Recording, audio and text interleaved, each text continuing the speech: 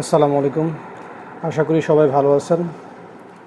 আজকে আপনাদের সাথে একটা জিনিস শেয়ার করব, সেটা হচ্ছে আপনারা নিশ্চয়ই জেনে থাকবেন বা ইউটিউবে বা বিভিন্ন টেলিভিশন চ্যানেলের খবরে দেখতে পাবেন যে গতকালকে চট্টগ্রামে কাস্টমসে একজন এআরও সহকারী রাজস্ব কর্মকর্তা গ্রেপ্তার হয়েছেন ঘুষ গ্রহণকালে।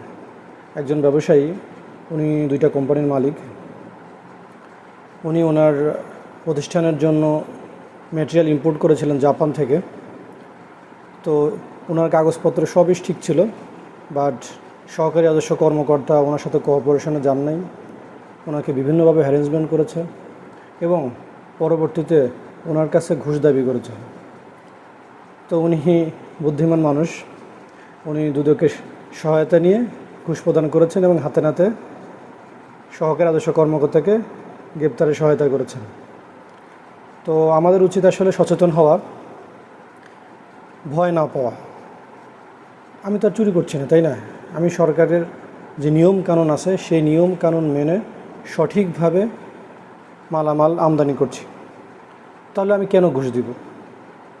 এজন্য আসলে নিজে সচেতন হই, অপরকে সচেতন করি এবং দেশটাকে সুন্দরভাবে গড়ে তুলি। আসসালামু আলাইকুম।